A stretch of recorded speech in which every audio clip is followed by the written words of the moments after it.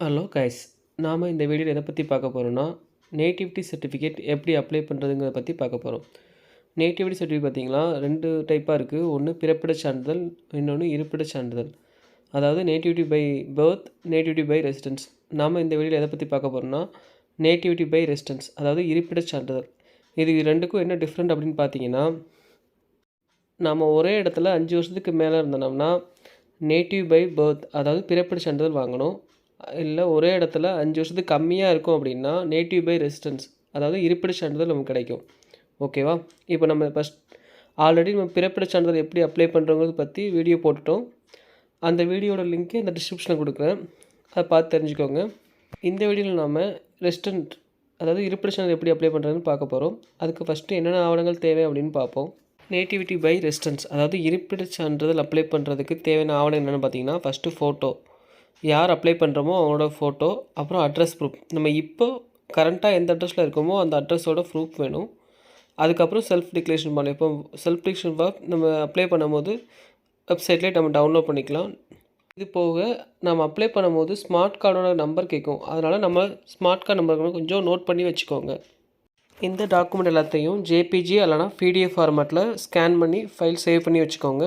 PDF ஃபைலாக இருந்துச்சுன்னா 200 கேபிக்குள்ளேயும், JPG ஃபைலாக இருந்துச்சுன்னா 50 கேபிக்குள்ளேயும் scan பண்ணி வச்சுக்கோங்க. அப்போ தான் இதில் சப்போர்ட் ஆகும்.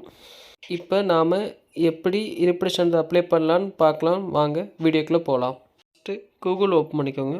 கூகுள் ஓப்பன் பண்ணிவிட்டு இசேவை லாகின் அப்படி இல்லைனா டிஎன்இஜின்னு டைப் பண்ணிக்கோங்க. அதில் வர ஃபஸ்ட் லிங்கை கிளிக் பண்ணிங்கன்னா நம்ம வெப்பேஜ் ஓப்பன் ஆகும். அதில் ஃபஸ்ட்டு பயனாளர் உள்நுழைவை கிளிக் பண்ணிக்கோங்க. அதுக்கப்புறம் அதோட பயனாளர் நம்ம யூசர் ஐடி பாஸ்வேர்டு டைப் பண்ணிக்கோங்க. அப்படி யூசர் ஐடி பாஸ்வேர்டு இல்லாதவங்க நியூ யூசர் கிளிக் பண்ணிக்கோங்க. அதில் எப்படி ரிஜிஸ்டர் பண்ணுறது அப்படின்னு நம்ம ஆல்ரெடி பயனாளர் ஐடி ரிஜிஸ்டர் செய்வது எப்படின்னு ஒரு வீடியோ போட்டிருக்கோம். அந்த வீடியோட லிங்க்கை டிஸ்கிரிப்ஷனில் கொடுக்குறேன். அதை பார்த்து நீங்கள் ஐடியும் பாஸ்வேர்டும் க்ரியேட் பண்ணிக்கோங்க. ஓகே, ஐடி பாஸ்வேர்டு க்ரியேட் பண்ண அப்புறம் உங்கள் ஐடியையும் பாஸ்வேர்டும் இதில் டைப் பண்ணுங்கள். டைப் பண்ணிவிட்டு கீழே கேப்சா கொடுத்துருக்கோம். இந்த கேப்சா கேஸ் சென்சிட்டிவ் கிடையாது. அதனால் நீங்கள் ஸ்மால் லெட்டர் கேபிட்டல் ப்ராப்ளம் கிடையாது. எப்படினாலும் இந்த பாக்ஸில் டைப் பண்ணிக்கலாம். கேப்சா கோட் டைப் பண்ண அப்புறம் பார்த்தீங்கன்னா கீழே லாகின் ஆப்ஷன் இருக்கும். அந்த லாகின் ஆப்ஷனை கொடுங்க. லாகின் கொடுத்த பிறகு கீழே ஷோ ஆகும், நிறையா சர்டிஃபிகேட் எல்லாம் ஷோ ஆகும். இதில் ரெவென்யூ டிபார்ட்மெண்ட்டை கிளிக் பண்ணிக்கோங்க. கிளிக் பண்ண அப்புறம் நாம் அப்ளை பண்ண போகிற ரெசிடென்ஸ் சர்டிஃபிகேட், அதாவது இதில் சர்ச் பண்ணுங்கள். ரெசிடென்ஸ் சர்டிஃபிகேட்னு ஒரு ஆப்ஷன் இருக்கும். இதில் செகண்டில் போனீங்கன்னா கீழே பார்த்தீங்கன்னா ரெசிடென்ஸ் சர்டிஃபிகேட் அப்படின்னு ஒரு ஆப்ஷன் இருக்கும். அதை கிளிக் பண்ணிக்கோங்க. கிளிக் பண்ணிங்கன்னா இதில் நமக்கு என்னென்ன டாக்குமெண்ட் தேவை அப்படின்னு போட்டிருக்கோம். இதில் நிறைய டாக்குமெண்ட் கொடுத்துருக்காங்க, அதெல்லாம் தேவையில்லை. ஃபோட்டோ, அட்ரஸ் ப்ரூஃபு, அப்புறம் செல்ஃப் டிக்ளரேஷன், இந்த 3மே இருந்தாலே போதும். நம்ம இந்த சர்டிஃபிகேட் அப்ளை பண்ணி எடுத்துக்கலாம். இதுக்கு ஒரு 60 ருபீஸ் பே பண்ணுற மாதிரி இருக்கும். அதுக்கப்புறம் கீழே ப்ரொசீட் கொடுங்க.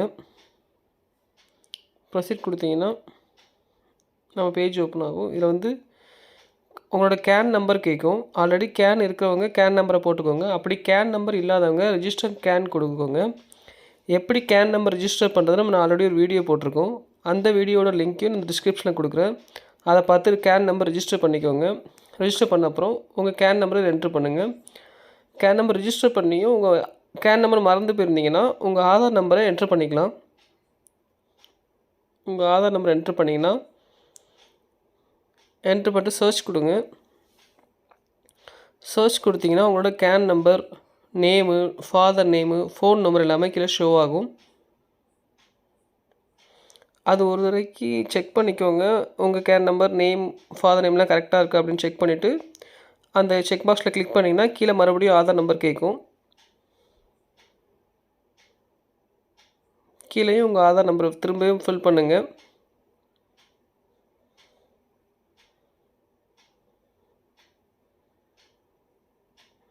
ஆதார் நம்பர் பாக்ஸில் ஆதார் நம்பரை ஃபில் பண்ண அப்புறம் அப்ளிகேஷன் டேட் ஆஃப் பர்த் அப்படின்னு ஒரு ஆப்ஷன் இருக்குது. இதில் நம்ம கேன் நம்பர் ரிஜிஸ்டர் பண்ணும்போது கொடுத்த டேட் ஆஃப் பர்த், அதாவது ஆதாரில் உள்ள மாதிரி டேட் ஆஃப் பர்த் கொடுத்துக்கோங்க.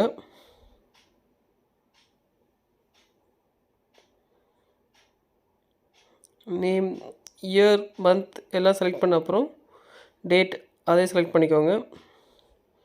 செலக்ட் பண்ணிட்டு மொபைல் நம்பர் இதில் லாஸ்ட் 3 டிஜிட் இருக்கும், அது நம்மளோட மொபைல் நம்பரான்னு பார்த்துட்டு ஜென்ரேட் ஓடிபி கொடுங்க.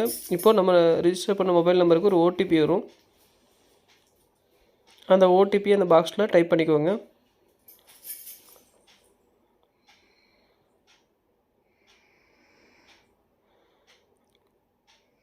ஓடிபி அந்த பாக்ஸில் டைப் பண்ணிவிட்டு கன்ஃபார்ம் ஓடிபி கொடுங்க.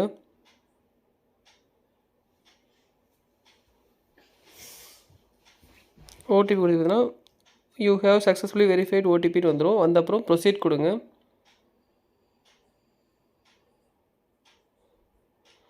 ப்ரொசீட் கொடுத்த அப்புறம் பார்த்திங்கன்னா நம்மளோட கேன் டீட்டெயில் எல்லாமே இதில் ஷோ ஆகும். இதில் எல்லாமே நம்ம கரெக்டாக இருக்கான்னு ஒரு தடவை செக் பண்ணிக்கோங்க. நம்ம name, father name, date of birth எல்லாம் கரெக்டாக பார்த்துக்கோங்க. அப்புறம் அட்ரஸ், இப்போ நம்ம கரண்ட் அட்ரஸ், பெர்மனன்ட் அட்ரஸ் எல்லாமே கரெக்டாக இருக்கான்னு ஒரு செக் பண்ணிக்கோங்க.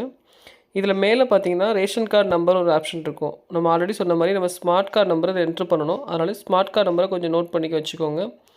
மேலே என்ட்ரு பண்ண அப்புறம் பார்த்திங்கன்னா கீழே வந்து அட்ரஸ், நம்ம இப்போ இருக்கிற அட்ரஸ், நம்ம இப்போ எந்த அட்ரஸில் இருக்கோமோ அந்த அட்ரஸை கரெக்டாக என்ட்ரு பண்ணிக்கோங்க.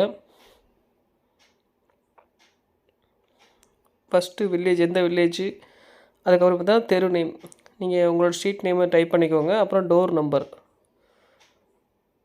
அப்புறம் ஃப்ரம் டேட் டு டேட்டுக்கு, ஃப்ரம் டேட்டுங்கிறது நம்ம இந்த அட்ரஸில் எத்தனை வருஷமாக இருக்கும் அப்படிங்கிறத மென்ஷன் பண்ணுங்க. இது இருப்பிட சான்று அப்படிங்கிறனால நம்ம ஒரு 5 வருஷத்துக்கு கம்மியாக அந்த இடத்துல இருக்கிற மாதிரி போட்டுக்கோங்க. அப்போ தான் நமக்கு இருப்பிட சான்றிதழ் கிடைக்கும். 5 வருஷத்துக்கு அதிகமாக போட்டிங்கன்னா நமக்கு பிறப்பிட சான்றிதழ் தான் கிடைக்கும். ஸோ 5 வருஷத்துக்கு உள்ளே போட்டுக்கோங்க. நான் 3 இயர்ஸ் போடுறேன். போட்ட அப்புறம் பின்கோட், ஏரியாவோட பின்கோட் டைப் பண்ணிட்டு ஆட் கொடுக்குறேன். ஆட் கொடுத்தோம்னா கீழே வந்து டோட்டல் இயர்ஸ் 3 இயர்ஸ்னு அதுவாக ஜென்ரேட் ஆயிடுச்சு. ஜென்ரேட் ஆகுது சப்மிட் கொடுங்க.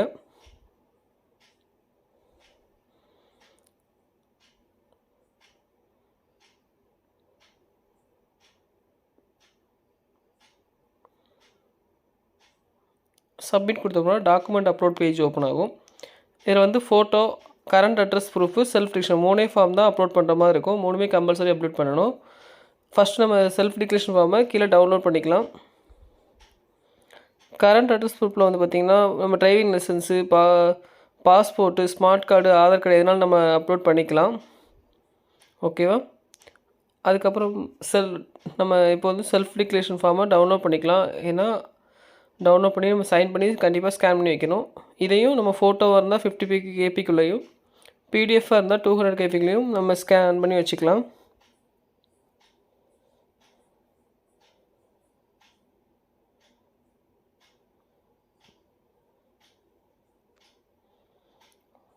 ஃபஸ்ட்டு ஃபோட்டோ அப்லோட் பண்ணலாம். டாக்குமெண்ட் நம்பர் 1 நம்மளோட ஃபோட்டோ, ரீசெண்டாக எடுத்த ஃபோட்டோவை அப்லோட் பண்ணிக்கோங்க.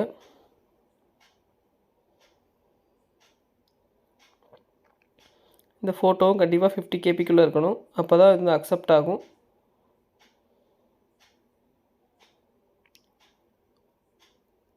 ஆட் கொடுத்துட்டு அப்லோட் கொடுத்துருங்க.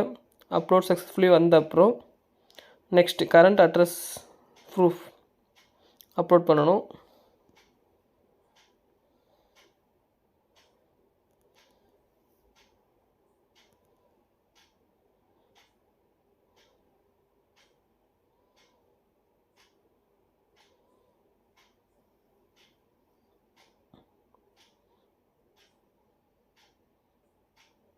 ஃபோட்டோ சைஸ் டிஃப்ரெண்ட்டாக இருக்கிறனால அப்லோட் ஆகலை. மறுபடியும் ஃபோட்டோவை நான் திரும்ப ரீசைஸ் பண்ணிவிட்டு அப்லோட் பண்ணுறேன்.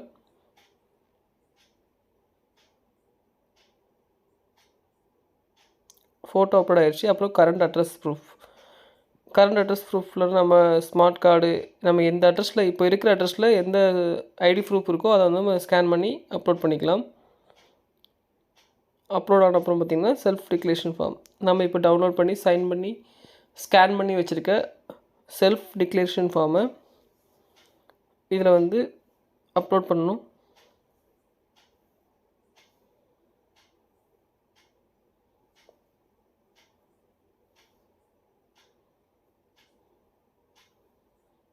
அது 3வது டாக்குமெண்ட்டாக நம்ம செல்ஃப் டிக்ளரேஷன் ஃபார்மை அப்லோட் பண்ணிக்கிறோம்.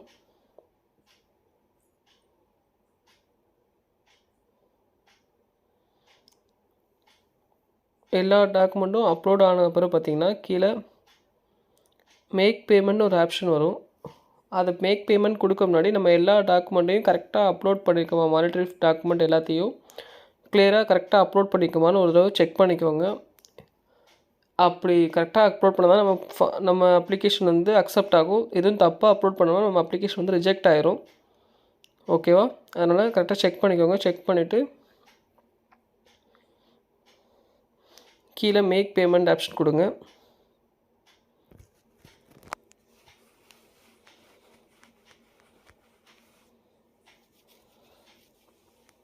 மேக் பேமெண்ட் கொடுத்தீங்கன்னா நம்மளோட விண்டோ ஓப்பன் ஆகும். இதில் வந்து நம்ம என்ன சர்டிஃபிகேட் அப்ளை பண்ணியிருக்கோம், அதுக்கான ₹60 பேமெண்ட்டு பண்ணணும், அந்த மாதிரி டீட்டெயில் எல்லாம் கொடுத்துருக்கோம். நம்ம நேம் எல்லாம் கரெக்டாக செக் பண்ணிக்கோங்க. மொபைல் நம்பர், ட்ரான்சாக்ஷன் நம்பர் எல்லாமே கொடுத்துருப்பாங்க. செக் பண்ணிவிட்டு அந்த ஐ அக்ரி அப்படிங்கிறத கிளிக் பண்ணிக்கோங்க. கிளிக் பண்ணிவிட்டு மேக் பேமெண்ட் அப்படிங்கிற ஆப்ஷனை கிளிக் பண்ணிக்கோங்க. கிளிக் பண்ண அப்புறம் பார்த்தீங்கன்னா பேமெண்ட் பேஜ் வரும்.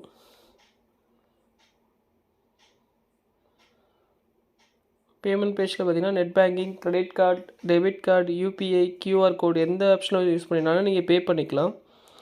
அதனால் உங்களுக்கு எந்த ஆப்ஷன் அவைலபிளாக இருக்கோ அந்த ஆப்ஷனை யூஸ் பண்ணி நீங்கள் ₹60 பே பண்ணிடுங்க. பே பண்ண அப்புறம் பார்த்தீங்கன்னா பேமெண்ட் சக்ஸஸ் ஆயிரும். பேமெண்ட் சக்ஸஸ் ஆன அப்புறம் பார்த்தீங்கன்னா